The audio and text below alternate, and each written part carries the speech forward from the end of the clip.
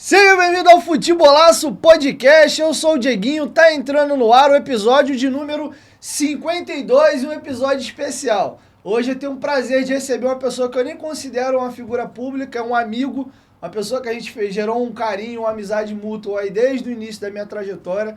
A gente se conheceu em 2019, já era um grande fã, como um grande vascaíno, já me emocionou muitas vezes, já me fez raiva outras vezes também. E hoje a gente vai estar recebendo o Bernardo aqui. Antes de apresentar melhor meu convidado, aqueles pedidos de sempre. Agradecer, agora há pouquinho batemos 35 mil seguidores nesse projeto aqui, que é novinho aqui já no YouTube, lá no TikTok. Pegou 36 mil seguidores já também. Muito obrigado a galera que está apoiando nosso projeto novo. Lembrando que sexta-feira o presidente da República, Jair Messias Bolsonaro, estará aqui com a gente. Então, muito obrigado vocês que têm apoiado o nosso projeto. E você que se amarra naquela apostazinha marota, eu super te recomendo aí a Bet7k. Primeiro depósito, eles dobram o valor, limite máximo de bônus até R$ 1.200. Indica um amigo, tem vintão para apostar. E claro, né, você agora tem aquele cash out. Apostou, o jogo não tá muito legal, você vai perder, encerra antes de acabar o jogo, você perde menos. E se você estiver acertando a aposta, mas tá com medo do time entregar, tomar um golzinho, tu pode encerrar antes também e garante a pratinha. E a gente grava onde aqui, ó? Nos estúdios do Seu Pod. A gente fica localizado na Avenida das Américas. E você quiser gravar o seu podcast, esse é o local. Eu sempre deixo na descrição do vídeo aqui, tanto o número de telefone deles, como também as redes sociais. Quer gravar o seu conteúdo de audiovisual, esse é o local. E uma salva de palmas para o nosso convidado hoje, Bernardo. E aí, Bê, como é que você tá, irmão? Tô bem, graças a Deus. De boa, descansando em casa agora com a família. Aproveitar um pouquinho esse tempo que eu fiquei longe. E daqui a pouco voltar aos trabalhos, né? Que é o mais importante. Puxa só o microfone um pouquinho pra trás. Eu vou quebrar o protocolo, eu vou levantar e vou te dar um abraço, cara. Nunca fiz isso aqui não, mas hoje eu vou ter que fazer. Saudade demais. Porra, tem muita coisa pra gente conversar hoje aqui. Bora. E B, eu vou literalmente quebrar o protocolo, cara. Primeira vez que nós nos conhecemos foi final de 19. Mandar um abraço pro pessoal da Atenção Vascaínos, o Flávio Dias, Bismarck, Roberto Dinamite estava no dia lá. E ali surgiu uma amizade. A gente conversou muito no período da pandemia, ser isoladão, fora do país. E eu lembro que a época eu falei muito de Jesus pra você. Você até me agradeceu muito depois, você passou a ter contato com Cristo, acho que foi na Tailândia, salvo engano. Isso, é Hong Kong. Hong Kong. Vamos mudar um pouco a ordem das coisas. O que passou de lá pra cá? Como foi pra você encontrar Cristo? Te ajudou em alguma coisa? Fala um pouco dessa mudança, período longe da família também, morando fora do Brasil. Foi um momento que é onde eu tive sozinho lá em Hong Kong, né? E estava com outros companheiros também. Tinha que mandar um abraço até pro Nilson, que jogou no Vasco também em 2010. Então eu criei uma amizade com ele já desde aquela época, né? E quando ele me ligou, eu tava no aeroporto, viu na foto assim, reconheci a voz dele, quando eu vi que era ele. E aí, chegando lá, a gente ia pro treino de manhã assim, e depois voltava para casa, e depois não tinha muito o que fazer, né? Então a gente ficava bastante na resenha lá. E aí ele começou aos pouquinhos, né, me explicar a palavra de Cristo, onde muitas pessoas, quando na época que eu jogava aqui no Rio, já tentou de alguma forma mostrar, só que a forma que ele me explicou, eu pude entender realmente o significado, o amor, né, a salvação, a recuperação. E isso me fez enxergar realmente que se a gente se entregar realmente para Cristo, a nossa vida, né, a gente começa a ter uma mudança radical. Beleza, então eu achava importante esse registro. Vamos então para a ordem cronológica aqui. Cara, por que jogador de futebol? Sei que seu pai foi um grande atleta, para quem não sabe, o Bernardo é filho do apelidado como Hélio Doido, cara que tem uma história muito brilhante no futebol. Mas sei lá, nem todo filho de jogador vira atleta, vira bombeiro, engenheiro, Sim, médico. claro. Por que futebol? Porque veio uma paixão, eu acho que desde quando eu tava na barriga da minha mãe, né? Sempre com a bola no pé, minha mãe deixava um monte de bola assim espalhada pela casa. Eu tenho algumas fotos também, vou até te mandar depois para você ver, pra galera ver que não é mentira. Então foi pegando esse amor, né? E aí quando eu comecei a entender que meu pai era um jogador de futebol, começou a me levar a campo, eu comecei a chutar bola e tal, então foi pegando essa paixão. E quando foi o momento que você falou assim, cara, eu tenho potencial para ser um atleta de futebol? Cara, eu acho que foi quando eu comecei a jogar salão lá em Sorocaba, né? Já chutava bastante forte, assim, com 5, 6 anos de idade. E meu pai, como por ter jogado, ele olhou e falou, epa, tem uma coisinha diferente aí, vai sair. Então, eu comecei a aprimorar na escola também, brincava no intervalo, né? Nunca disputei interclasse, era mais quando dava o recreio ali, a gente ia brincar. Então, fui pegando esse gosto e aí eu comecei a jogar futebol lá em Sorocaba, na escolinha, né, no salão, e depois fui pro campo com 10 anos. Que aí até um rapaz, o meu treinador, né, foi jogador de futebol, era amigo do meu pai, então ele já me viu, pô, é filho do Hélio, pode deixar ele aí. Daí foi pegando esse carinho. E aí, como é que você chega ao Cruzeiro? Como é que surge o convite? Cara, então, esse treinador, a gente era da Engenharia Facens, lá de Sorocaba, depois mudou, foi para uma outra escolinha, enfim, joguei em várias escolinhas lá em Sorocaba. E aí, em 2002, no ano do Penta, logo depois da Copa, teve um campeonato em Poços de Caldas, onde tinha alguns conselheiros do Cruzeiro e um time de Sete Alagoas que tinha jogadores também que tava de férias e foi jogar nessa competição. E aí, pô, joguei um jogo, quase o campeonato todo bem, o pessoal se interessou, né? Entraram em contato com meu pai, Eugênio Souza. Foi o rapaz que foi treinador, ele é treinador hoje, mas ele era diretor na época lá e jogou com meu pai no Ceará. Então entrou em contato, sabia que era filho do Hélio. E aí falou, ô Hélio, pode já transferir aí, pegar a transferência da escola, que ele já vai ficar pra morar, não vai precisar nem fazer teste. Então, graças a Deus, nem precisei fazer teste, como muitas crianças precisam fazer, né? E vamos falar um pouco dessa questão da base, porque muita gente tem o sonho de ser jogador de futebol, mas não imagina como é complexo esse processo. Ficar longe da família, concentrar, ainda ter que dar atenção aos estudos, porque mesmo com vida de atleta maluco, você tem que estar estudando também. Em algum momento dentro da base você pensou em desistir, teve saudade da família, tem gente que se locomove de estado, você mesmo morava em São Paulo, teve que ir para Minas Gerais. Como é que foi esse processo mental, você como menino ainda na base? Diguinho, vou te falar, cara, nas primeiras semanas eu passei, tipo, aquela saudade, né? De casa, do meu pai, da minha mãe. Tinha esse sonho já, quando eu tava nessa escolinha, falei, pô, porque muitos jogadores iam fazer teste. Eu falava, pô, nunca vai chegar a minha vez e tal. Então, acho que Deus preparou o momento certo. Então, mas quando eu cheguei nesse período da saudade, eu pensei em voltar para casa. Falei, não, vou voltar para casa. Só que meu pai e minha mãe falou, não, fica aí que as coisas vão acontecer. E aí, de 2 em 2 meses, meu pai e minha mãe davam um jeito de dar um pulinho lá, ficar um final de semana, né? Que aquele... Lá atrás a situação assim não era como é hoje, né? Passava assim, não passava dificuldade, mas ficava uns 3 dias depois ia embora por conta do trabalho e tal. Então, depois desse tempo eu comecei a me entender que eu falei, não, aqui as coisas vão acontecer naturalmente e foi fluindo. E você teve passagem em seleção brasileira de base, né? Como é que é a primeira convocação? Foi em 2005, depois da Copa Votorantim.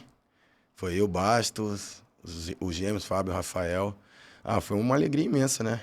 Nunca imaginei que fosse acontecer tão cedo, mas foi uma experiência incrível. A gente viajou para Barcelona, se eu não me engano, a primeira viagem. Aproveitei, fui lá no Camp Nou, vi o Ronaldinho Gaúcho, o Messi, os caras, pô, foi maneiro. Pô, e aí, outra coisa que a gente alimenta, eu fui jogador de base também, pô, será que eu vou conseguir chegar ao profissional? Porque a gente sabe que na base é muita gente talentosa, mas vai subindo as categorias, o funil vai apertando, apertando, e às vezes até um cara que não era nem o melhor da base acaba virando, e às vezes os grandes talentos se perdem ou por cabeça, ou porque não se adaptou o profissional. Foi te dando esse frio na barriga, e quando você lembra do convite pro profissional do Cruzeiro? Cara, eu vi muitos jogadores de qualidade, como você falou, falando assim, cara, que esse cara vai virar. E acabou que, não que por conta de coisa errada e tal, mas assim, escolheu estudar, né, fazer outras coisas. E o convite foi logo depois da Taça São Paulo 2009, que eu fui artilheiro na Copinha, né? Nosso time tinha eu, Diego Renan, Dudu. E aí, assim que acabou a Taça São Paulo, o Adilson Batista já entrou em contato com o pessoal da base, falando, ó, se apresenta tal dia. E aí, quando eu cheguei, ele já falou comigo, me chamou na sala, ele falou, ó, você já vai estar inscrito na Libertadores de 2009, quer dizer. Então, pra mim, já logo chegando de profissional, já ser inscrito na Libertadores foi legal também. Tem uma frustração sua com o Cruzeiro? Porque assim, Você é artilheiro da Taça São Paulo, vem muito bem, passagem em seleção brasileira de base, mas você foi pouco aproveitado lá. Tem uma frustração sua com o Cruzeiro? Eu queria, no ano que eu vim pro Vasco, eu queria ter ficado mais tempo, porque eu volto de empréstimo do Goiás, onde eu faço E vai bem. eu vou bem, né? E volto, falei, pô, eu vou ficar aqui, esse sonho de dar uma continuidade, né? Depois de ter jogado em 2009, né? Começo de 2010 também, falei, pô, esse 2011 eu quero ficar aqui. E aí o Cuca preferiu ficar com outros jogadores, que eu não sei quem foi. Daí meio que eu fiquei um pouco frustrado, sabe? Falei, pô, queria ficar para jogar aqui no Cruzeiro, onde sempre foi o meu desejo, né? E aí o Beneci Queiroz entrou em contato comigo e falou, ó, o Rodrigo Caetano ligou aqui, quer ir pro Vasco? Eu falei, opa, agora. Aí começou a linda história. Porque até então, a tua imagem, a gente vai falar muito de Vasco, óbvio, aqui, mas era natural na sua cabeça até então, pô, eu sou cria da base do Cruzeiro, então natural o menino cria da base daquele clube, ele quer se provar ali. Sim. Você gera amor, carinho pelo clube, vai passando anos ali, então por isso que eu te perguntei se não tinha uma frustração de, pô, eu queria ter vingado aqui. Na verdade, eu queria muito ter vingado no Cruzeiro, né? Mas... eu acho que não é nem frustração, porque eu tive, assim, algumas oportunidades. Poderia ter tido mais, acho que na época do Adilson também. Ele me botou bastante jogos para jogar. Eu creio que se eu tivesse, sei lá, podia ter entrado naquele jogo de 2009 também, na final contra o Estudiantes, mas, assim, eu tenho um carinho, respeito por tudo que eu construí ali dentro, né? Tenho família em Belo Horizonte, né? Então, um carinho, respeito. Mas acho que não fica só um pouquinho de frustração por não ter jogado tanto. E qual foi a importância do Goiás na sua vida? Porque ali, de fato, você teve uma oportunidade e acho que você começa a aparecer no cenário nacional com mais visibilidade ali. Sim. Um carinho especial também, um clube que abriu as portas, né? Sou muito grato, o senhor Eli Pinheiro, presidente, veio a falecer agora, me deu grande oportunidade. Trabalhei com o Leão lá, o Leão que jogou com meu pai no Palmeiras, entrou em contato, falou, Hélio, traz ele pra cá que eu vou botar ele pra jogar. Então, tive grandes jogos com o Leão. É uma pena que o time não foi tão bem, né? Nesse ano o Goiás caiu. Aí logo em seguida chega o Jorginho, que depois que o Leão cai, chega o Jorginho, logo depois da Copa. Também tive grandes jogos com o Jorginho, me ajudou bastante, né? Fizemos grandes jogos na Sul-Americana também. E foi um clube que abriu as portas, como você falou, né? Tanto que até o primeiro jogo contra o Vasco, lá no Serra Dourada, eu fui muito bem, dei trabalho pro Dedé. Foi 0-0 o jogo. E tem um carinho especial pelo Goiás também. E agora vamos chegar no gigantão da colina, que agora é o momento que a galera tá esperando. Esquece. B, conta bastidores, aí você falou por cima, como é que surge o convite pro Vasco? Você pensou 2 vezes, não, na mesma hora quis ir. Como é que foi o bastidor da negociação com o Vasco?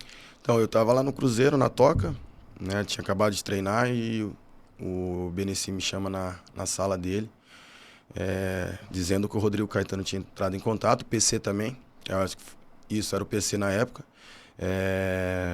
perguntando se eu tinha interesse de ir para lá. Daí, na mesma hora, eu entrei em contato com o meu ex-empresário, que era o Carlos Eduardo, e falei, não, eu quero ir pro Vasco e tal. Aí ele conversou com o Rodrigo, puxou a negociação, e aí eu chego num momento difícil, né, em 2011, onde o Vasco, acho que tinha perdido para alguns clubes, né, teve alguns problemas com o Dinamite, com o Carlos Alberto, com o Felipe, e aí são afastados. O Felipe retorna logo em seguida, foi na mesma época que eu cheguei, e aí chega o Ricardo Gomes, onde o trabalho tava um pouco de desconfiança, né, mas aí as coisas foram acontecendo naturalmente. Aquele ano tava com a cara da desgraça, porque o medo era ser rebaixado no Carioca. Tinha uma brincadeira na época, nessa época eu já trabalhava, o ônibus do Vasco não passa em tal lugar, o ônibus do Vasco não passa em tal lugar, que o Vasco perdeu acho que 4, 5 jogos em sequência para times pequenos no Rio. E a gente, cara, o time vai ser rebaixado no Carioca, bateu um desespero, e aí chega a tropa de choque, né? Trem-bala, né? Você, veio Diego Souza, veio Alexandro, veio... Não, Praia já tava. O Leandro Guerreiro, chegou o Leandro. Chegou uma galera ali, o Ricardo Gomes também chega junto ali. E aí o time, de maneira... O próprio Carlos Alberto... Eu já tava com medo, porque assim, o time vinha muito mal. E o principal jogador do time era o Carlos Alberto. E aí quando ele sai brigado com o Dinamite, foi até pro Grêmio, eu falei, pronto, vamos cair esse ano no cara. E o Alexandre, eu lembro na apresentação dele, ele chega falando assim, vim aqui pra ser campeão. Eu falei, esse cara tá de sacanagem, pô. Você tava com medo de ser rebaixado no Carioca, ele vai ser campeão. E virou. Te surpreendeu o encaixe daquele time? Pra caramba, porque no começo do jeito que tava, né, a gente não imaginaria que fosse dar aquele encaixe perfeito. Ricardo conseguiu ajeitar, né, eu acho que passou mais confiança também pros atletas. E aí você chega com Fagner, Dedé, Anderson Martins, o Ramon era o Ramon na época. Tinha Bastos, o Nilton tava voltando, Rômulo. Então foi encaixando. Aí, eu acho que o primeiro jogo, ou o segundo meu, contra o Madureira, lá em Volta Redonda, jogou eu, Éder Luiz e Elton. Tipo, caraca, será que vai dar certo? E aí, nos treinamentos, a gente treinava bem pra caramba. Aí eu me encaixei com o Felipe também, e aí foi acontecendo. Pô, e esse jogo do Madureira marcou, né? Pô, pra Salvo engano, tu faz 2 gols e começa ali a eu me consagrei, aparecer legal. Aquelas comemorações efusivas do menino maluquinho. Foi, porque, pô, não imaginaria, né? Três gols num jogo, com a camisa do Vasco, pô, pesada demais. E aí você fica todo emocionado ali, você tem que sair comemorando mesmo, com a loucura. Como é que surge? Me conta na sua cabeça, como é que funciona o momento do gol? Porque tu parece um torcedor dentro de campo, mano. Desculpa até o termo, Não, tem até claro. uma dama aqui. Ele espiroca na hora do gol ali, vai igual um maluco. Parece um torcedor que fez um gol pelo time dele. Pô, pois é, mas acho que isso já é lá das categorias de base, quando eu jogava no Cruzeiro também.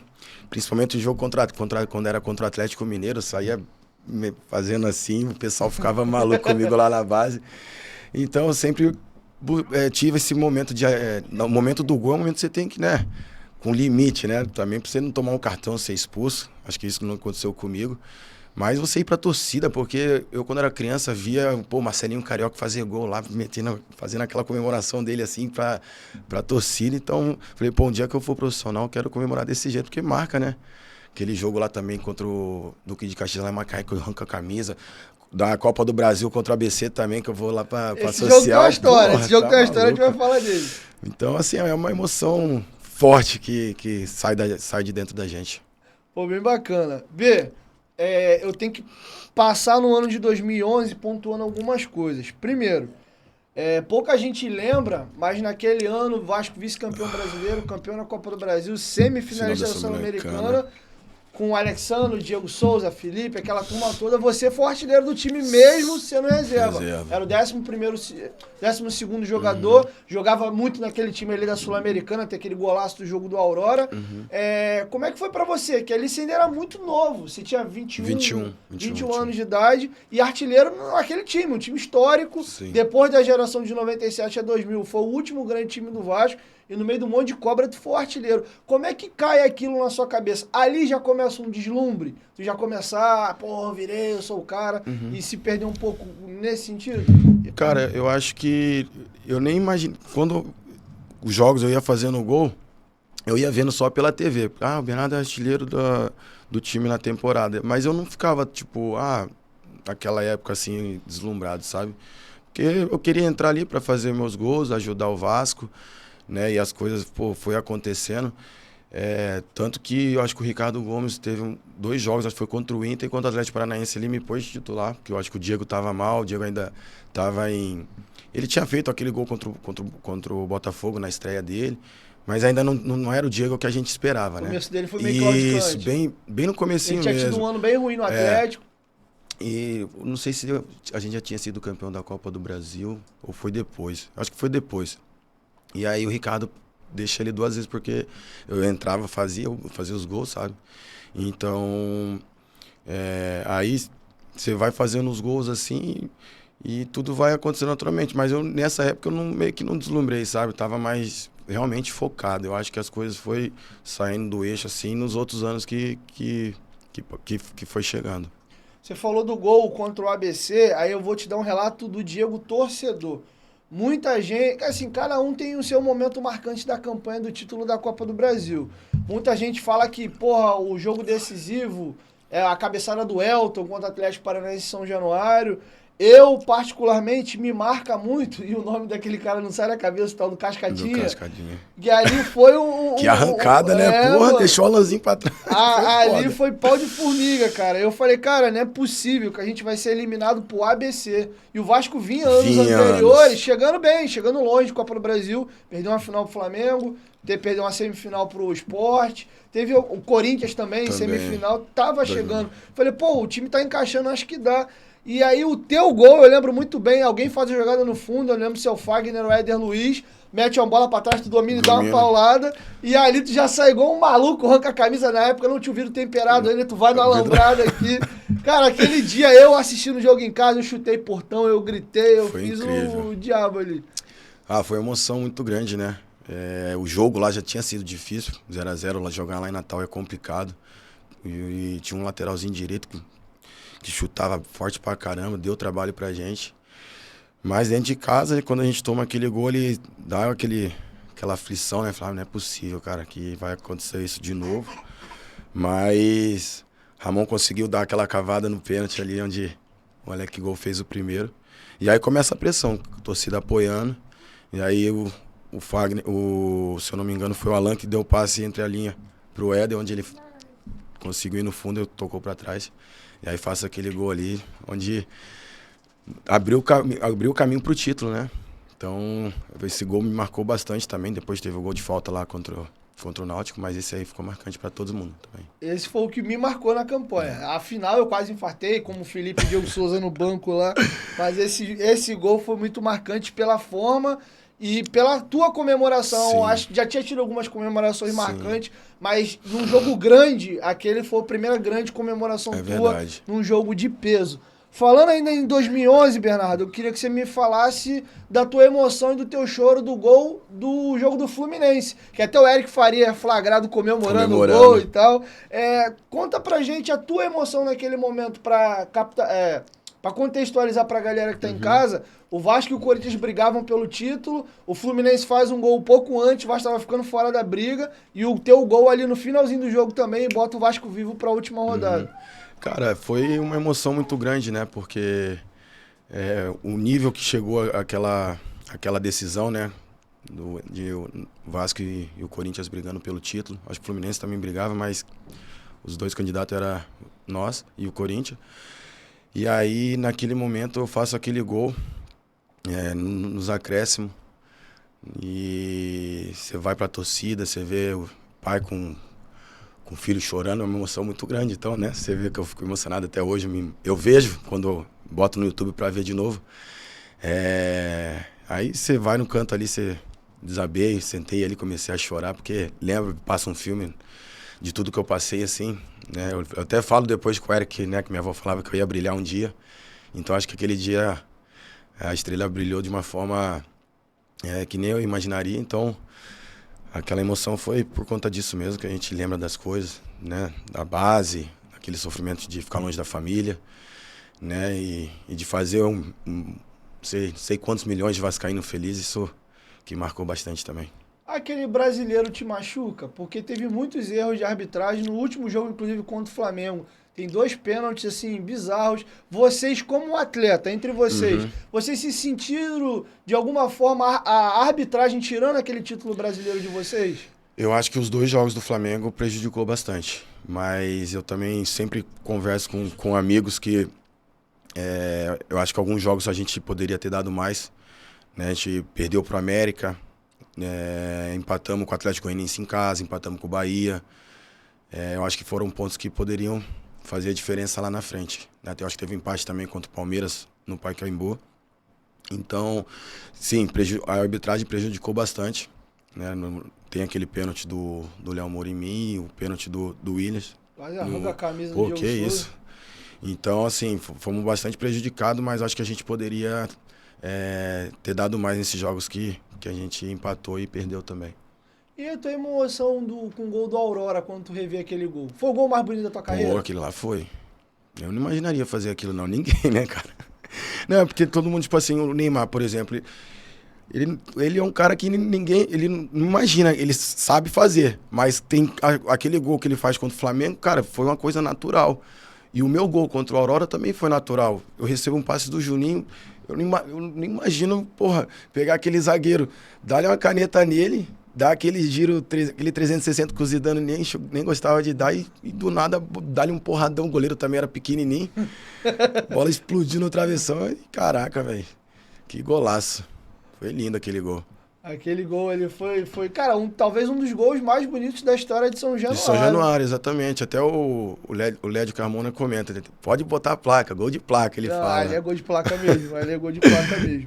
E B, o ano de conta um pouco de bastidores da comemoração do título da Copa do Brasil, o que tu lembra? Cara, O Rio de Janeiro parou, jogo, né? Não, verdade, mas em Curitiba a gente fez uma bagunça legal lá também. Fomos pro hotel lá, jantamos e tinha bastante vascaíno também, família. E aí depois a gente sai para comemorar, né, lá em Curitiba. Mas quando chega aqui de manhãzinha, aqui em Santos Dumont, saindo lá de Curitiba, rapaz, passamos uma turbulência. Eu nunca peguei uma turbulência que nem eu peguei naquela viagem vindo pro Rio, velho. Porque tava choveu no jogo, né? E aí aqui no Rio também tava chovendo, então o tempo tava fechadíssimo, gente. Pelo amor de Deus, não é possível. Fomos campeão e vai acontecer alguma coisa, não. Basta, a gente cheio de medo, mas graças a Deus chegamos bem. E aí a gente vai lá pro ônibus, né? Já vê aquela galera de vascaíno ali em volta de Santos Dumont. Depois vamos pro trio elétrico, aí foi só alegria.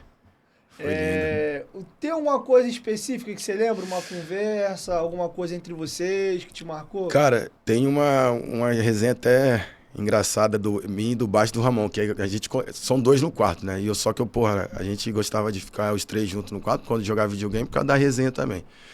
Aí eles fizeram uma sacanagem comigo um dia lá no treino, falei, vou pegar o baixo qualquer hora. Aí fomos pro hotel, aí na hora de tomar banho, eu e o Ramon tomamos banho e descemos. Daí o baixo tava tomando banho, ele falou, espera aí. Só que quando você tira o cartãozinho daquele cantinho da porta, desliga tudo. E ele tava com bucha na cabeça, cheio de shampoo na cara. Ele falou, aí eu desligo na hora que eu tava pegando o elevador assim. Aí ele saiu, Bernardo, eu vou te pegar. Isso é pra você não mexer mais comigo, seu moleque. Aí depois ficou de boa, mas foi uma resenha engraçada que eu tive com ele. E, cara, não tem uma pessoa que eu conheço que fale mal do Felipe Baixo. Pelo contrário, fala que ele é engraçado, contador de piada. O Castan virou um dos melhores amigos dele. Essa galera desse grupo fala muito dele. Fala um pouco mais de como é o dia a dia com o Baixo. Pô, uma pessoa maravilhosa, cara. Já tô com ele, tive com ele, assim, né? A gente cresceu junto lá na seleção de base, ele era do Botafogo. Então, todas as convocações a gente estava junto, a gente concentrava junto, né? Quando a gente viajava para os Estados Unidos, cansamos de viajar para os lugares aí. Então, eu peguei um carinho muito especial por ele, pela família dele, quando a gente descia aqui no Galeão. Então, minha mãe, meu irmão, do Danilo, a mãe dele, o pai. A namorada dele, hoje a esposa dele é a Rafaela, então você pega um carinho pelas pessoas. E o Basto é um cara muito bacana, velho, sabe? Sempre se preocupou comigo, a gente conversa até hoje. Tive a chance agora de ir lá num jogo pra ver o jogo dele lá no Goiás, mas acabou que não pude ir. Mas, assim, sempre tô em contato com ele, porque, como você falou, né? Não tem um que não consegue falar bem, porque é um cara muito especial e querido por todos. E tu tava no dia daquela resenha lá que o Ramon conta que mijou no pé do Fernando Praz? Cara, eu acho que eu não tava nesse dia, mas eu vi essa resenha dele, o Praz contando. Não sei se foi no vestiário, deve ter sido no vestiário, mas eu acho que eu não tava, não. Tem alguma história engraçada dessa época que vai trazer pra gente? Cara, velho, eu não, de memória assim lá do Vasco, cara, eu acho que só tem essa, mano, que eu te contei agora do Basto. Porque minha memória não é tão boa assim. Tem uma, eu lembro de uma discussão tua com o Carlos Alberto em campo. O Carlos Alberto te dá uma essa aí aloprada. E a galera fala que tinha medo do Carlos Alberto, que ele era bom de porrada, ele ia pra dentro. Porque foi uma jogada, eu acho que ele fez e não tocou. E aí o Carlinhos gostava de cortar pra depois dar o passe, né? É a especialidade dele. E aí eu fiquei boladão, falei, caralho, toca a bola, porra, que não sei o que e tal. Aí... Beleza, rolou, eu acho que ele guardou. Daí teve uma falta no cantinho assim, perto do Gaúcho. Aí do nada eu fui falar com ele e já vi o boladão na minha frente, assim, parou aquele carão dele assim. Eu falei, cara, pô, toca a bola, rapaz, que não sei o que. Ele falou, vou te pegar no vestiário, não sei o que, eu vou te matar. Daí meu irmão acabou o jogo, perdemos o título Botafogo. Aí me chegou lá, eu fui pro DOP, ele chega no DOP e fala assim... Ó, te amo muito, senão eu ia te colocar na cruz de Jesus Cristo. Eu falei, pô, tá de sacanagem, cara. Vou te falar merda, cara. Cara, tem umas resenhas do Carlos Alberto, até o Antônio Carlos, que jogou no Botafogo, ele conta muito... Tonhão. De que o Carlos Alberto, ele já era piroca já no Fluminense, ele sub-20 subindo ali, ele peitava o Romário, a galera mais velha, ele tem uma personalidade muito forte. É difícil lidar com o Carlos Alberto? É um cara que tem uma personalidade muito forte, tanto que a gente fazia o nosso pãozinho lá para tomar o café da manhã antes do treino, ele chegava, já metia a mão, já você vai falar o quê? O cara todo ogro, pô. Mas, assim, é um cara especial também. Eu gosto muito dele. Me ajudou bastante ali em 2013, na época do Vasco. Né? A gente teve aquela convivência bastante intensa. A gente brigava, tal, nos treinos, nos jogos, mas sempre tive um carinho também por ele, pela família dele, pelos filhos dele também, pelo pai, pela mãe dele também. E quem era o mais rabugento daquele time lá? Tinha um cara meio chato, meio Cara, de qual ano? 2011 rabugento? Ai, cara... Acho que o mais careca era chatinho, que era evangélico, né? Não podia falar nada pra ele, que ele ficava meio boladão. Mas o resto, todo mundo era gente boa, era da paz. E tinha algum supersticioso? Sempre tem uma armandinha, uma armania meio diferente. Se eu não me engano, acho que o Felipe era assim, né? Que você vê no jogo lá, na final, que ele bota a cabeça pra baixo lá com medo, né? De acontecer alguma coisa. Mas acho que era ele. O Felipe foi o jogador mais habilidoso que você jogou junto? Ou um dos mais? Acho que o mais habilidoso... Ele e o Neymar foram os mais habilidosos que eu joguei. É mesmo? De qualidade, assim, pra achar o passe, pra tocar a bola, pra achar ter uma visão de jogo. Eu acho que o Felipe e o Neymar foram os mais habilidosos que eu joguei. O que te surpreendeu muito nos dois? Porque, por exemplo, são jogadores completamente diferentes. O Neymar, ele é muito... Na época, ainda mais novo, era muita velocidade, força, mudava de direção. Os dois lados do Felipe é um cara mais técnico, da caneta. Do salão, né? Veio do salão. Ah, cara, o Felipe era bem objetivo, né? Ele dava o drible e já procurava o passe, ou chutava. O Neymar também faz aquela jogada dele, que é a especialidade dele. Mas o Felipe era aquela coisa bem natural, coisa do Maracanã mesmo, que a gente via... Quando ele jogava no Vasco e no Flamengo também, ele foi muito bem, né? Quando ele fazia aquela jogada de parar na frente e dar o passe depois. Mas o Felipe era bem diferente mesmo, pai. Eu nunca convivi com um cara de tanta qualidade como ele. Agora, 2011 foi muito lindo. A partir de 12 o negócio começa... Ixi, nem fala. Começa a engasgar. Tu ligou o ar ou... Liguei. O Bernardo tá suando igual um cuscuz aqui. Tem uma toalhinha, alguma coisa? Deixa eu aumentar um pouquinho. Acho que na bolsinha dela deve ter, pai. B, tá tudo muito lindo e chega o ano de 2012. O Vasco lidera o campeonato, tá voando, mas começa um caminhão de salário atrasado. Na verdade, já vinha desde o ano anterior. Conta pra gente, como é que foi esse momento turbulento no clube, uma debandada, todo mundo saindo do Vasco naquele momento, inclusive você coloca situação, o clube na justiça também, chega um acordo, tira... Conta como é que tava o ambiente, já tava na cara que ia dar merda, já fala um pouco de como é que foi trabalhar naquele momento.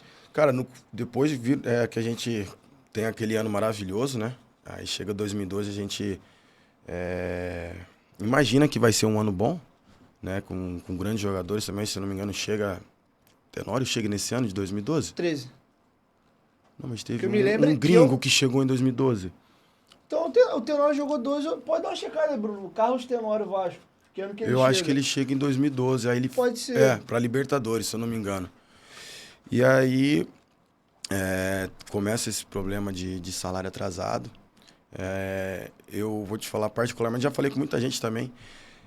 Eu acho que eu fui mal instruído. 2012. Que eu poderia ter segurado mais, porque eu acho que foi uma falta de respeito, porque o Vasco tinha acabado de me comprar, fez um esforço danado para me comprar. Então, eu acho que as pessoas que cuidavam da minha carreira na época falaram, Bernardo, fique em paz, né? O Vasco acabou de contratar, você tá na Libertadores, você vai jogar. Eu acho que eu fiquei chateado também por um jogo que eu não entrei, contra o Nacional do Uruguai, que a gente perde 2-1, primeiro jogo da estreia. Eu queria ter entrado nesse jogo, então eu fiquei bastante chateado. Mas eu acho que não foi por causa disso, eu acho que foi pela forma que as pessoas que cuidavam de mim na época poderiam ter segurado mais. Então, aí você age no calor da emoção ali, né? Por conta também tinha algumas situações para resolver particular. E na época, assim, eu dependia muito do valor que foi combinado na época. Então, aí infelizmente a gente acabou que deu aquela notificação, uma notificação, né? E gera aquela situação. Eu tava indo pro jogo ainda. Era um jogo se eu não me engano, contra o Volta Redonda, a gente ganha em casa. E aí eu jogando bem o jogo, a torcida me vaiando, eu falei, caraca, o que aconteceu, velho?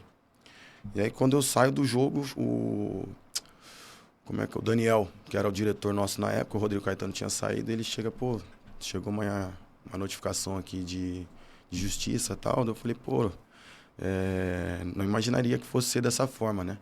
Então vazou já pra imprensa, então por isso que a torcida pegou, me cobrou ali naquele momento, né? Então foi um momento bem chato, porque eu poderia, como eu falei pra você, eu poderia ter segurado a onda, né? Ter ficado no Vasco naquele ano, acho que eu ia me sair muito mais, né? As oportunidades iam aparecer, mesmo com o Diego, com o Felipe, com o Juninho, né? Entre outros jogadores, mas eu estava vivendo um grande momento.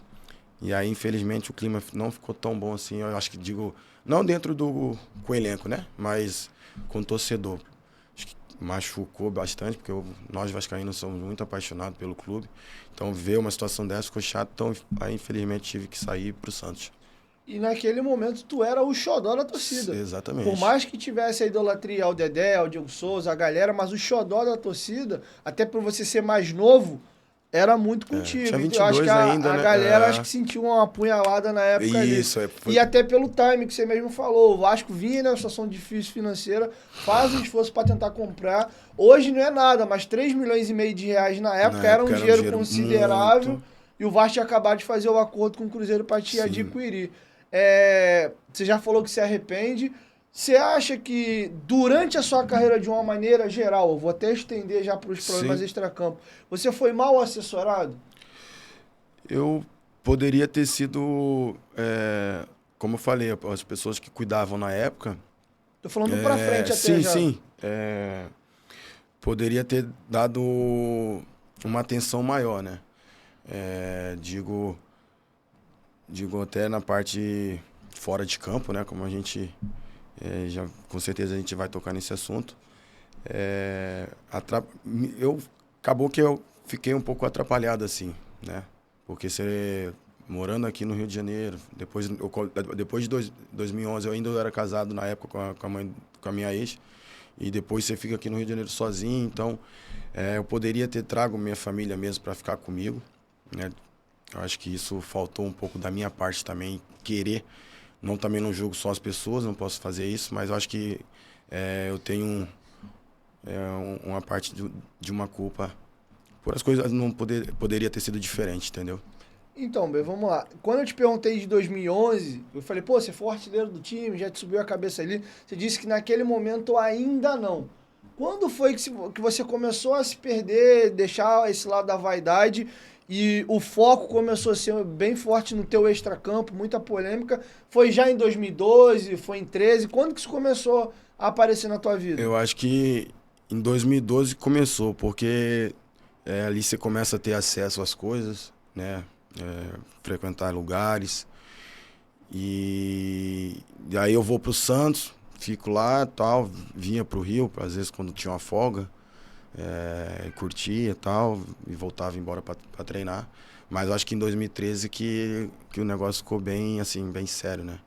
Onde realmente eu saí mesmo de mim. Tanto que em 2013 eu comecei o ano bem, sendo artilheiro também do time no estadual. A gente perde o título pro Botafogo. E eu me lembro até que a Inter de Milão estava até sendo... É mesmo? Eu botei esses dias na internet, depois eu boto para você ver. O interesse da Inter de Milão, que já me conhecia lá do Cruzeiro. Então, como eu comecei a jogar aqui no Vasco bem, em 2013, eu acho que depois que o Dedé sai pro Cruzeiro, o único jogador de 2011 é eu.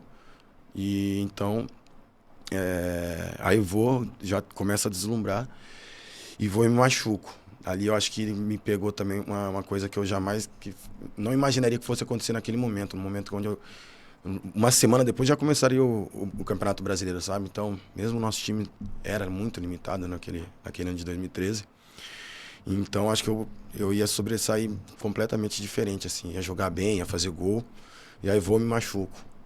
Então, acho que o extracampo e depois a lesão me causou assim, falei, caraca, agora, mesmo com 23 anos, a gente fica deslumbrado, né? Morando no Rio de Janeiro sozinho, me senti sozinho também. Não, acho que depressão, não entrei em depressão. É mais conta de você querer tá com as pessoas, tá com um amigo, tá com mulher, essas coisas, que realmente foi bebida também, né?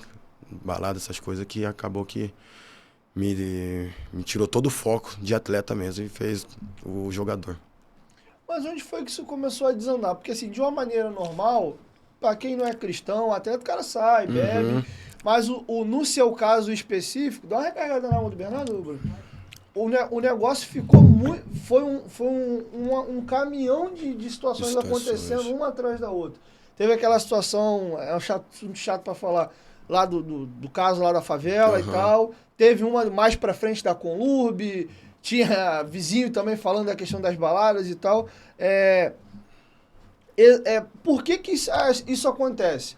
Porque, por exemplo, a gente vê muito jogador que é mais companhias, outro às vezes está ganhando muito dinheiro e o cara vem numa vida miserável e, pô, fica deslumbrado com dinheiro, aí começa um monte de baba-ovo junto, botando pilha.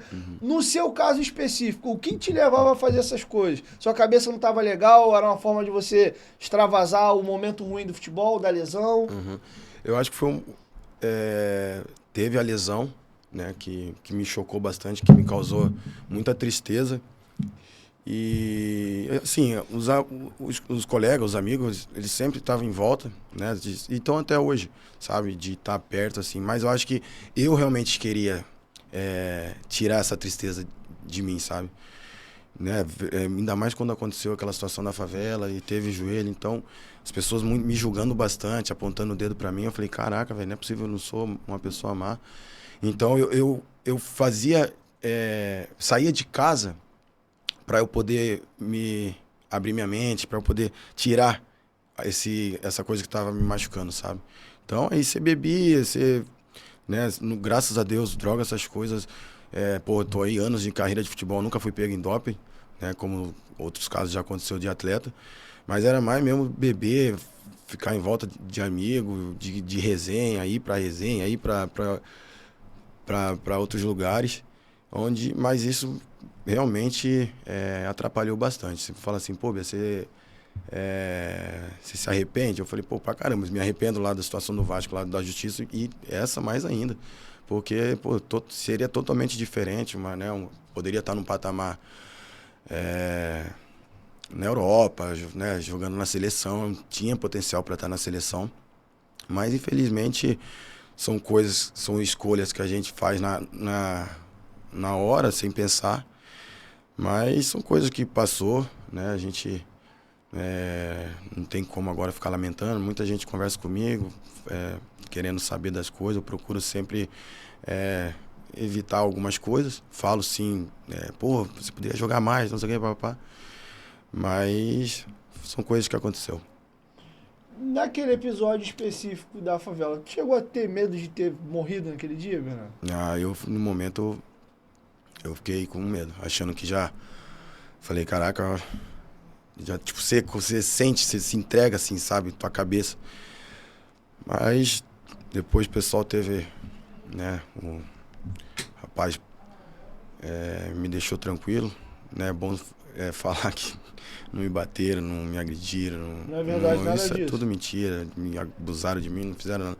A pressão psicológica existiu sim.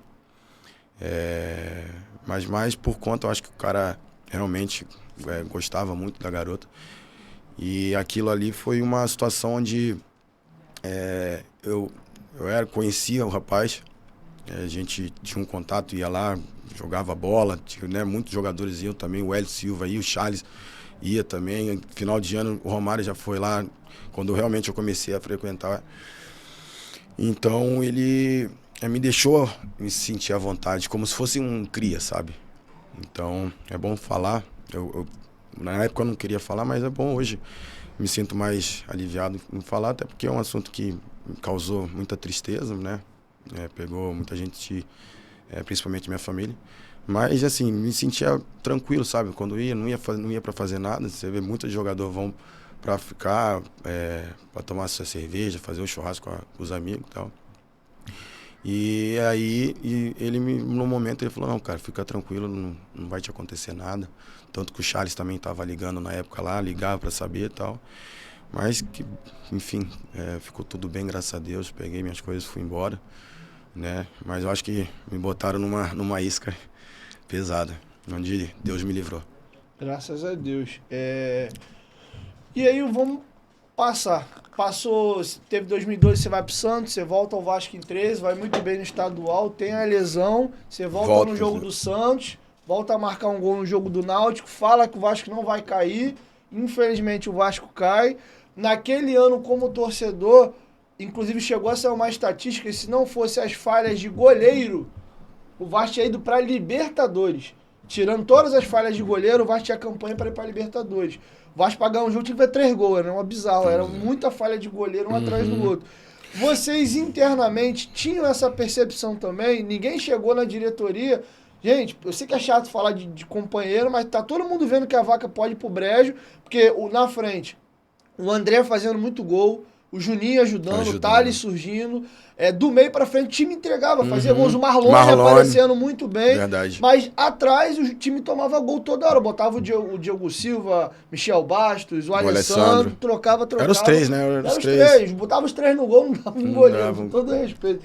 Vocês internamente sentiam isso, davam um desespero de gente. E na época o Carlos Germano foi muito criticado por ser ídolo do time do Vasco e treinador de goleiro. Surgiu a possibilidade, na época do nome do Dida, ter sido aventado no Vasco, o negócio não foi pra frente. Vocês tinham essa percepção que podia realmente dar um problema pela situação de goleiro e mexia com o emocional de vocês, aquela coisa, a gente não pode deixar chutar, que senão a gente vai tomar um gol? Bastante, porque tomamos muito gol, né, nesse ano. Jogos que às vezes tava até ganhando, aí ela tomava o empate e depois tomava a virada. Então, acho que assim, eu acho que mexeu um pouco com a saída do Praz, né? Porque o Michel Alves era do Inter, né? Ele era goleiro do Inter. Eu sei que ele jogou no Juventude, não lembro se ele era do Inter. Se eu não me engano, ele era do Inter. Aí vem o Diogo também. O Alessandro já estava com nós desde 2011. Eu acho que faltou um goleiro, realmente, assim, não desmerecendo. O Diogo é um grande goleiro, tá no CRB. O Michel também foi um grande goleiro, o Alê também. Só que eu acho que faltava um cara como o Praz, entendeu? Um ídolo que foi embora, foi pro Palmeiras, para segurar, porque realmente, como você falou, na frente a gente estava resolvendo. O Thales fazia gol, tinha o Marlone André. O André era um artilheiro do campeonato. Edmilson também. Foi artilheiro do estadual no outro ano. Isso, entendeu? Então tinha os guerreiros fazendo os gols ali pra gente. Só que atrás realmente estava... não estava funcionando, né? Ninguém estava marcando, as coisas não aconteceriam, não estava no eixo. Então, infelizmente, esse ano as coisas não foi como poderia ter segurado ali, ficado em 10º ou em outra posição, mas infelizmente a gente teve que engolir essa situação novamente do rebaixamento por conta de falhas, né? Acho que tivesse, como eu falei, na zaga a gente tinha o Cris, né, que foi ídolo aí do Cruzeiro, jogou na seleção.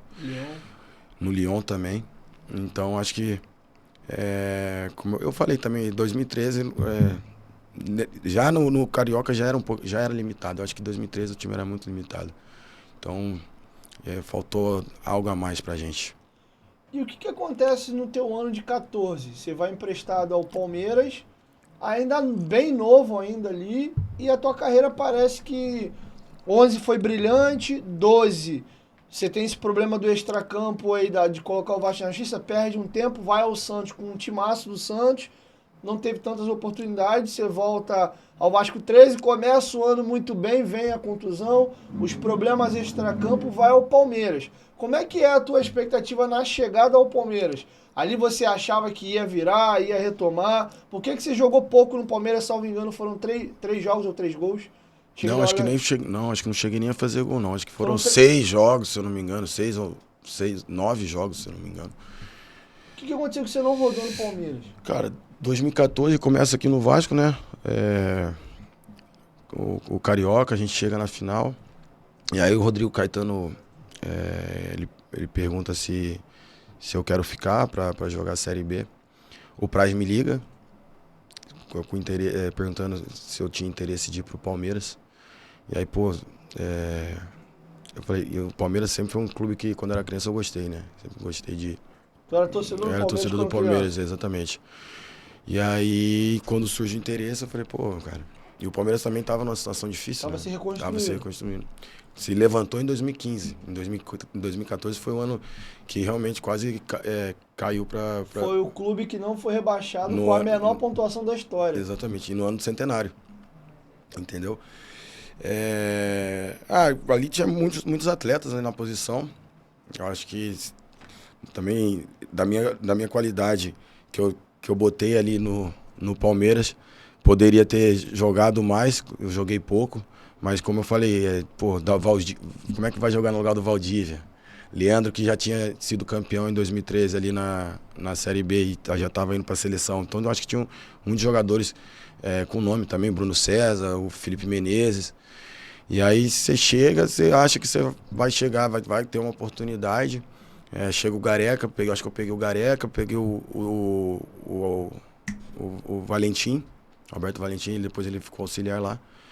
Então, na minha posição tinha muitos jogadores, entendeu? Então, eu creio que se tivesse mais oportunidade para jogar, eu poderia ter dado algo a mais ali no Palmeiras, sabe?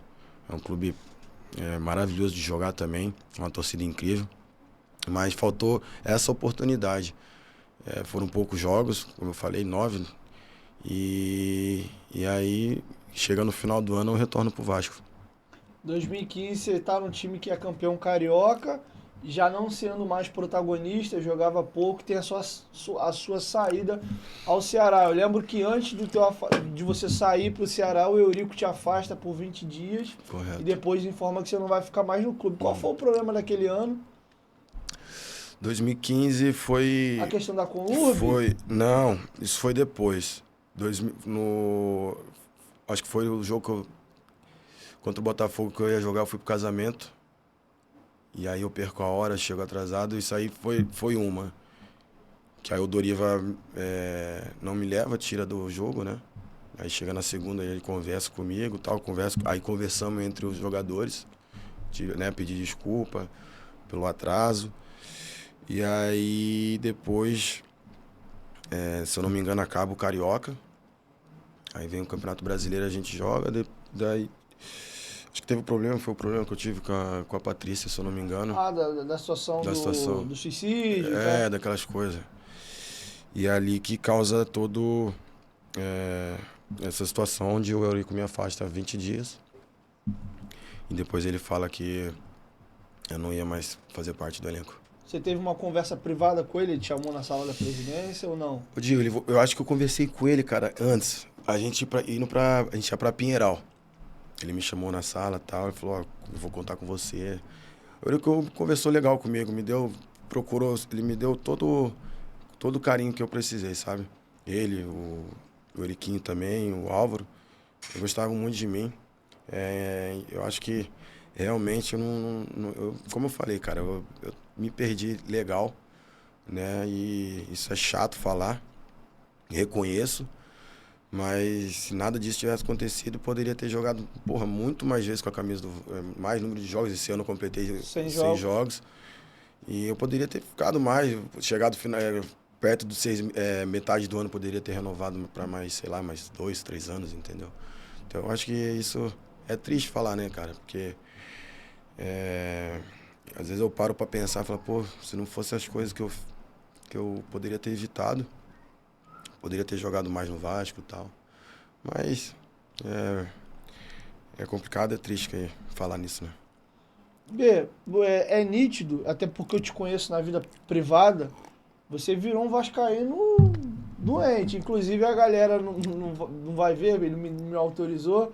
A gente tava conversando essa semana agora, e aqui eu comemorando o gol do... Tu até falou Peck, não foi Peck? Foi do Teixeira com a metida do Peck. Foi o terceiro gol, foi. Esse maluco varrido aqui, ó, parecia aqueles gols que ele comemorava no Vasco. Ele tá tomando o Danoninho. Tá tomando o Danone dele num bar em Brasília, ali, né? Brasília. Tá assistindo o jogo, e quando o Alex Teixeira faz o terceiro gol, Eu vou botar. Me autoriza a botar lá no Instagram? Vou botar lá. Ele no meio do bar, ele arranca a camisa, joga pro alto e sai correndo igual um maluco dentro do bar, do bar gritando Vasco, Vasco a virada agora contra o Operário. Pô, esse jogo aí, nossa senhora, eu tava passando mal, pai. Esse jogo aí, terça-feira, eu passei mal. É doido, rapaz. Aí eu mandei mensagem até pro Nenê. Eu falei, Nenê, pelo amor de Deus, vou matar do coração. Ele falou, não, aqui também eu tô passando mal também. Mas, porra, velho, porque a gente, como você falou, eu virei um vascaíno, mano. Não tem jeito, cara. Você vê o Rafa também, o Rafael Silva, tá direto aí postando as coisas que, né, do Vasco. Acho que todo jogador que joga no Vasco vira vascaíno. O cara que se entrega ali, o São Januário, torcida, o funcionário. É uma adrenalina maravilhosa. Então eu peguei isso, sabe? Então no jogo de terça-feira, assistindo o jogo ali, nossa, eu falei, meu Deus do céu, aí tal, 1-0 pros caras. Aí daqui a pouco a gente empatou. Empatamos. Empatou. Aí logo em seguida, Thiagão toma, o cara me pega um rebote, o cara chutou todo torto, cara. Passou embaixo do pé do Figueiredo e o goleiro pula atrasado. Porque ele dá um pulinho pra ver onde o cara tá, quando ele vai, já vai atrasado. Isso. Aí vai, o cara me chuta, eu falei, mano, não é possível, mano. Aí me é doido, rapaz. Aí vai, o Figueiredo também bate mal na bola, né? Que arco, meu irmão. Falei pra ele, falei, irmão, você bate na bola, puta que pariu, hein? Me arca, dá aquela arcada lá, o Teixeira consegue chegar. Aí depois eu falei, pô, o empatezinho tá bom. Tá bom, né? Mais ou menos. Aí, acho que o Marlon foi querer dar uma caneta no meio ali, perdeu a bola. Acho que aí depois recuperou. Não, o jogador do Operário vai dar uma caneta no Andrei, ele faz aquela defesa de futsal, aí ele mete a bola no PEC. Isso, aí eu começo ali em cima ali, agora ali, aí pra trás, aí! Nossa, depois, mano, aí faltou mais 5 minutos, eu comecei a tremer, fiquei assim, com a mãozinha tremendo, mano. Que isso, mas graças a Deus consegui um resultado. Foi, cara, mas foi muito legal, porque assim, e esse jogo, cara, do Operário, ele tava arrebentando o psicológico de muita gente. Ó, o Flávio Dias chorou na live do Atenção Vascaínos, o Bismarck fala, pô, Bismarck, ídolo do Vasco, na mesma live ele fala, esse time não merece o meu sofrimento, eu tô dentro de casa xingando, bicando as coisas, pô, às vezes exatamente, cara. Pô, esse elenco, esse time não merece eu sair do meu normal. Cara, eu fiquei com vergonha, eu fui pedir desculpa à minha esposa, eu falei, amor, eu tô com vergonha de mim mesmo. O que eu xinguei dentro de casa aquele dia, time desgraçado, eu te odeio. Cara, eu fiquei com muita raiva. Aí quando acaba o jogo, vira do jeito que vira. Ô, Praga, tu ainda vai me matar! Eu juro, meu, quando acaba o jogo, eu me jogo no chão assim, ó. Dá aquele alívio. Eu fico 2 minutos no chão sem entender o que tinha acontecido. Foi um negócio que tirou a gente do sério, cara. Nossa senhora, velho. É porque aí que você, tipo assim, você vê... É que é foda, eu jogo ainda, eu também não... Pô, eu não gosto de falar, sabe? Mas às vezes é um espacezinho ali, pá... Eu sei que o cara quer acertar, não faz de sacanagem, mano. O cara não vai fazer de sacanagem, não vai querer dar um passe errado. Mas, sei lá, às vezes pode ser uma displicência, entendeu? Que é normal, eu também erro pra caralho. E vou errar, todo mundo vai errar. Só que, pô, a gente tá num momento ali agora, mano, que... Não pode ter algum detalhezinho errado, sabe? Eu acho assim, o primeiro gol dos caras, o zagueiro tá olhando somente a bola lá junto o Edmar, né? Quem vai cercar é o Anderson. Ele chega no cara e ele vai andando pra trás e dá espaço pro cara cruzar. Um espaçozinho, sabe? Mano, chega, dá pra encurtar, entendeu? Porque dá o tempo pro cara cruzar, mano. E o cara que sabe bater bem na bola, ele vai botar a bola onde ele quiser. E aí o nosso zagueiro, o Danilo, né? Era o Boza. O Boza. Ele tá somente olhando a bola, mano. E essa bola, pô, o Thiago até vai assim, mas saiu muito de Thiago. Então, mano, o zagueiro ele tem que ficar olhando a bola e olhando o cara que tá atrás. O cara nas costas sozinho toma. Sabe, eu acho que, assim, são alguns detalhezinhos, mano, que não pode ter, tá ligado? Que isso aí prejudica, velho, foda. E aí, pra encerrar o assunto Vasco... Fala um pouco da torcida do Vasco. O que representa a torcida do Vasco pra você, cara? Pô, fui agora sábado chegando ali, perto ali do escanteio. Tava com o Benício no colo. Aí me chega acho que um parceiro lá da ilha, lá, ele me viu, já começou a falar, pô, muito obrigado por tudo que você fez com a camisa do Vasco. Aí o filho, com a torcida cantando, os caras ali já dentro de campo, eu comecei a descer a lágrima. Ah, cara, representa muita coisa, representou muito na minha vida, tanto que eu virei vascaíno, por tudo todo o apoio que me deram quando eu estive dentro de campo. Só tenho que agradecer a eles, né, a você também, todos os vascaínos. Obrigado também aos jogadores que fizeram parte dessa linda história, Romário, Edmundo, Juninho, Pedrinho, Roberto Dinamite, que me fez virar vascaíno de saber. Então o Vasco representa muito para mim, do torcedor. Peço desculpa para todos eles que se eu um dia causei algo que eles não gostaram, mas sabe, pode ter certeza que nunca foi para magoar alguém. Sei que, como eu falei, né, as coisas que aconteceram comigo só causou mal para mim mesmo, mas o meu amor por eles vai existir pro resto da vida. Cara, eu torço muito por você. Tenho um prazer de poder te chamar de amigo. Você sabe Obrigado, onde você tá, disso. eu torço por você. Você tá nas minhas orações, a gente troca mensagem sempre. E tô torcendo muito. Agora temos mais um vascaíno na família, o Benicinho ali. Tá chutando, hein? Tá chutando, hein? Lindo lá. Lindo. Quer vir aqui, filho? Traz Quer vir aqui? Vem aqui, papai. Vamos aparecer aqui, vem cá. Dá oi. Oi. Dá oi pra galera. Dá tchau pra Dá galera. tchau pra galera ali, ó. Ali, ó, ali. Dá tchau. Manda beijo. Muito, né? Manda beijo. Manda. Isso. Como é que fala Vasco? Como é que fala Vasco? Isso, Vasco. Que moleque lindo, cara. É a mamãe? Eu e a mamãe.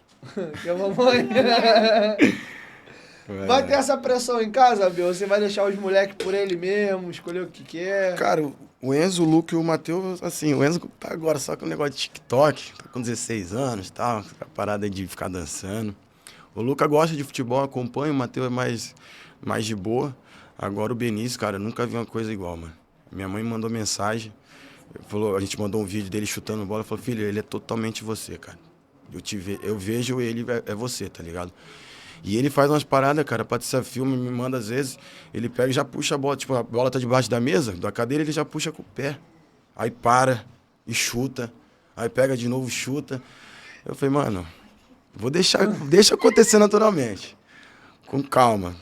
Aí, vamos ver, se virar um príncipe da colina aí, quem sabe.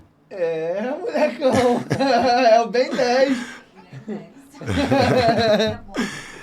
B, e a gente tá caminhando pra reta final, queria te perguntar, familiarmente, em algum momento nesse período, seu pai foi um grande atleta, seu pai chegou a ter uma conversa dura contigo de pai para filho, sabendo todo o potencial que você tinha, onde você deveria ter chegado e acabou não chegando, ou não teve essa conversa, ou teve você que não quis ouvir? Conta um pouco desse bastidor, porque acho que a família acaba sofrendo junto. Sofre, com certeza. Não, meu pai, desde o começo da carreira, meu pai sempre conversou comigo também, quando aconteceu os problemas. Ele procurou conversar, passar coisas boas para mim, né? Sabendo da minha qualidade. Quando eu fui pro Ceará, ele falou assim, né? De estar saindo do Vasco da Gama e estar indo pro Ceará, que Ceará é um grande também. Ele falou, cara, aproveita agora essa oportunidade de estar indo pro Ceará, sabe? Mas acho que eu mesmo realmente não tava me sentindo bem. Por tudo das coisas que aconteceram naquele ano de 2015. Não tive tanto foco assim lá no Ceará, num clube que eu também tenho um carinho especial, né? A torcida lá me abraçou também bastante. Peço desculpa da forma que eu saí também. Mas, assim, meu pai sempre procurou. E converso até hoje com ele, a gente bate papo. Tenho um amor por ele, né? Sofreu bastante comigo sobre todas as coisas que aconteceram, mas ele sabe que agora, tipo, não adianta mais ficar chorando, né? Porque passou. Ainda dá para queimar uma lenha, né? Eu tô bem, me cuidando, dá para jogar ainda, né? Mostrar aquele prazer para ele, que daqui a pouco, daqui uns aninhos, a gente já vai pensar em parar, né? Que faz parte aí da nossa vida, do nosso dia a dia. Mas eu falo para ele, não, fica tranquilo que eu vou pegar uma Série B ainda. Se Deus quiser jogar mais uma Série Azinha aí pra você te dar essa alegria. Você me vê de novo na Globo ou em qualquer outro lugar. É, isso aí. E eu mesmo vai vir aqui pra contar um grande momento dele. Com Eu certeza. acompanhar nos golzinhos de falta, sai lá no Brasiliense, um chapeuzinho, uma canetinha da pisca de vez em quando. Porra, aquele gol ali foi... Caraca, velho. Que golaço, cara. Foi um dos gols mais bonitos de falta que também. Eu já fiz... Tem o do Palmeiras. O do Palmeiras é bizarro. Não, é bizarro, porque a bola saindo assim, e a barreira E pula, né? longe, E longe. Eu bati de frente. Igual o Juninho batia, né? Até tenho, assim, as minhas formas de bater, um bato de peito de pé ou de chapada, tal, dependendo da onde sai a falta. Mas aquele do Ceilândia também tava longe, cara. Os caras ficaram malucos, e o treinador dos caras falou, não faz a falta que ele vai fazer gol, que ele faz, ele vai guardar. E eu já tava precisando fazer esse gol, né? Eu já tinha feito o gol de pênalti, fiz gol até de gol olímpico. Nunca fiz gol olímpico e foi fazer gol olímpico no Brasiliense. Aí você pega, no finalzinho do jogo ali também, como eu gosto, né? Sempre no finalzinho do jogo. Bata tiro bem da barreira. A bola passou entre o último cara da barreira. Ela saiu totalmente do gol e da barreira. Quando eu vejo, ela na trave e entra no ângulo. Foi bonito. Por que, na tua opinião, como um especialista em bola parada, tem saído tão poucos gols de falta no futebol brasileiro, cara? Cara, eu acho que é falta mesmo da qualidade, cara. Você vê ali, eu acho que você vê o Figueiredo agora, ele bate forte, né? Tem uma batida forte, mas eu cresci ele treinar uma bola parada perto ali com uma chapadinha, porque a chapada dele é muito forte, dá pra ele jogar por cima da barreira. Tem, muita força. O Nenê fez bastante gol de falta também. Acho que por agora, acho que não saiu mais. Você vê o Scarpa agora que tá fazendo os gols de falta, né? Eu acho que no Brasil, no futebol brasileiro, onde a gente já teve, Dinamite, Zico, Marcelinho Carioca, quem mais? Eu vou pro chat, vai ficar até amanhã falando. Tem Juninho tem também, Nélio, entendeu? Neto. Então, assim, eu acho que a falta é o Alex, exatamente. Tá doido, Marcos Assunção. Então, eu acho que nasce de cada um. Mas se o cara for esforçado, dedicado, ele pode ficar ali batendo as faltas, mas também o pessoal tem que deixar, né? Hoje em dia você não pode bater 5 faltas, que os caras já estão tirando você da falta, o pessoal da fisiologia, não sei o quê. Mas é treinamento, irmão, é treinamento. Eu sempre treinei. Eu treinei, tu lembra do Edu Lima? Uhum. O canhotinho que jogou no Flamengo, jogou no Guarani, jogou no Cruzeiro. Ele foi meu treinador lá no Cruzeiro. Ele especialista, a gente ficava lá um do lado do outro. Acabava treino, toma. Tinha lá na toquinha, acho que deve ter uns 4 campos ainda. Só que tinha um que tinha 2 que era curtinho. E tinha na parede, assim, tinha uma linha de trave, sabe? E aí a gente ficava de longe, ele, só batendo. Isso com 14 anos, irmão. E eu já fazia gol. Na minha idade, lá em Sorocaba também fazia muito gol de falta. Muito, de longe. Eu acho que depois eu vou ver se eu consigo arrumar uns vídeos lá com a minha mãe, que meu pai deve ter, que eles guardam. Te mandar depois pra botar pra galera ver. Mas sempre bati, irmão. Isso aí é uma coisa que veio do Papai do Céu mesmo. Deu. E agora você tá com 32 anos. 32. Falou que não tem lenha pra queimar, quer jogar numa Série B, uma Série A pro teu pai, dar orgulho nessa reta final de carreira. O que tu prospecta pra essa tua reta final de carreira ainda, B? Irmão, me dedicar agora, legal, né? Como não dediquei mais jovem, né? Não que eu tô velho, 32 anos, tô novinho ainda. Mas me dedicar, cara, se cuidar, procurar aí tentar encaixar num time legal pra jogar um estadual, né? Tenho conversado com alguns clubes aqui do Rio. E voltar, irmão. Jogar uma Série B. Acho que dá, porque o nível que eu acompanho, gente, você vê, a raiva que eu passei terça. Outros clubes também eu acompanho, eu gosto de ver, porque eu vejo, meu pai me liga, fala, ei, vai assistir o jogo, agora vou. Aí fica ele lá em Sorocaba e eu, por exemplo, lá em Brasília ou agora aqui no Rio. Cara, eu vejo, eu gosto de assistir. Rapaz, você até fica doido. Pô, cara, tu já joga, eu gosto de assistir, sei lá, Londrina e Criciúma. Eu acompanho porque, daqui a pouco chega ano que vem. Se Deus quiser, Papai do Céu abençoar, vou estar jogando, então tem que acompanhar, entendeu? Porque dá, mano. Eu jogo muito, sabe disso. Dá pra pegar um time pra jogar ainda, pô. só tem uma diferença. A qualidade técnica a gente tem e não perde. Até velho. Sendo que o futebol ele ficou muito físico. Hoje os campos diminuíram, o jogo é jogado num espaço mais curto. E hoje a gente tem visto até, muitas das vezes, a força prevalecendo em cima da técnica.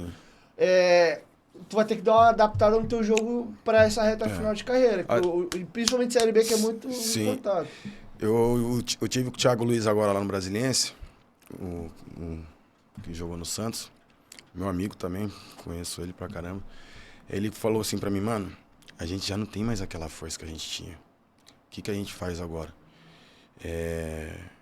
Tentar se reinventar, tá ligado? O Felipe se reinventou depois que ele completou, acho que 33, aquela época de 2011. Deu uma recuadinha. Começou a passar a jogar de segundo, né? Entendeu? Porque chega ali, é como você falou, fica competitivo, sabe?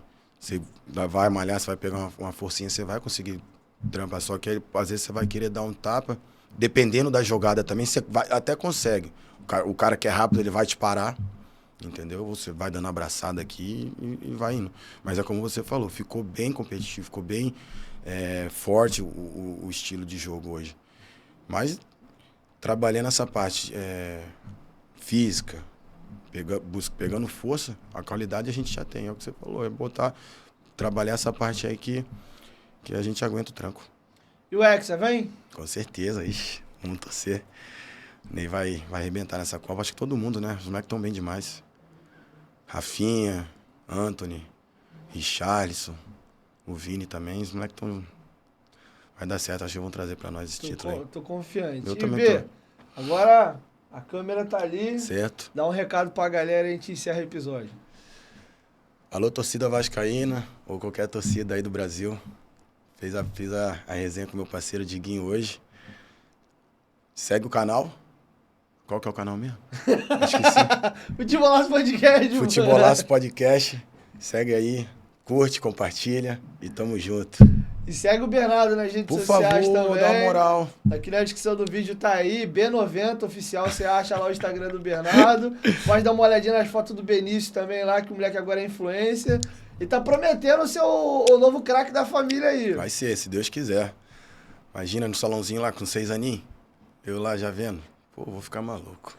Eu sofrer do coração mesmo. Dá tchau, vem cá, dá tchau pra galera. Chegou o craque, ó. Vamos dar tchau, do caramba.